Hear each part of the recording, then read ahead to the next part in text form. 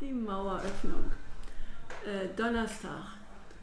Abends sitze ich also ahnungslos zu Hause, höre Rundfunk, bin immer erst spät ins Bett gegangen. In dem Alter, damals ist man ja noch sehr, sehr lange auf gewesen. Kurz vor Mitternacht höre ich so am Rande eben diese Nachricht, was Schabowski da verbreitet hat. War natürlich ein Traum, das war wahrscheinlich irgendein Scherz oder so.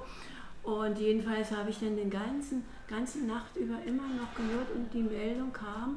Und dann kam ganz zum Schluss, dass man also bei der Polizei beantragen könnte. Ich am Freitag früh um 7 Uhr versucht, meinen alten Jugendfreund Ingolf Hedicke zu erreichen. Du Ingolf, die Mauer ist offen und er hat lange geschlafen. So kamen wir erst um 8 Uhr, kam er an mit seinem Moped. Und hier habe ich sogar ein Bild davon, von diesem Moped und er steht davor. Er sagt, du, rauf auf mein Moped, wir beide aufs Moped und rüber zur Chausseestraße und fuhren vorbei an endlosen Schlangen, die sich schon gebildet hatten vor diesen Polizeistellen, um eben dieses Visum zu beantragen.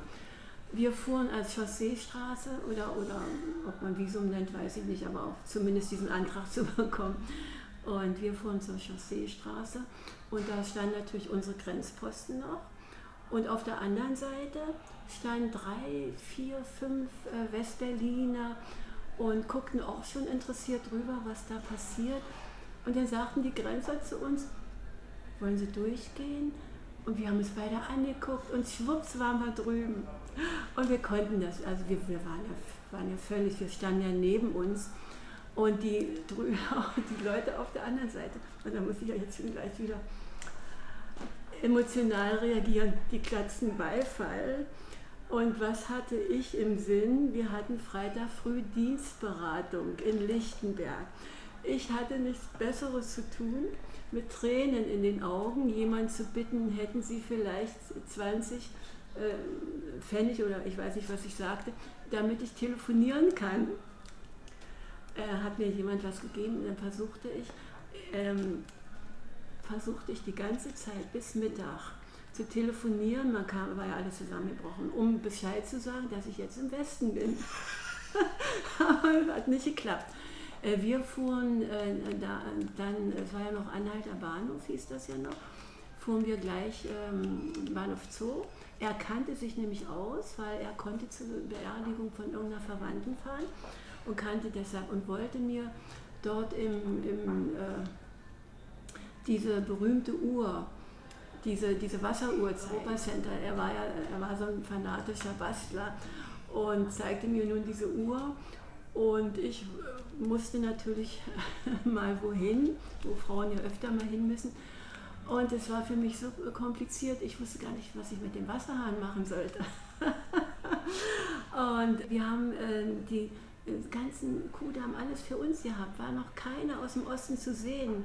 Und wir flanierten dort, tranken schon Kaffee, alles umsonst. Die Tasse habe ich heute noch mit Chibo-Aufdruck, ne, alles kostenlos. Und dann mittags ging es los. Ne? Dann kam auch, die Masse war voll. Und wir haben auch, gestehe ich, die 100 Mark Begrüßungsgeld konnten wir ganz in Ruhe noch in Empfang nehmen. Was habe ich mir davon gekauft? Solzhenitsyn. Ein Buch von Solzhenitsyn. Da war die Stadt total überfüllt. Und ich fuhr dann wieder nach Hause, aber es war natürlich ein Jubel, aber das sieht man überall, brauche ich gar nicht zu beschreiben. Es standen ja alle, man kann fast sagen, ein bisschen unter Schock, ne? Auf beiden Seiten. Ja? Also man konnte es ja noch nicht fassen. Und ich fuhr nach Hause und am Sonnabend in der DDR war ja sonnabends noch Schulbetrieb. Habe ich also meinen Sohn, der ging noch in die 10. Klasse, gesagt, du gehst heute nicht in die Schule und bin mit ihm rübergefahren.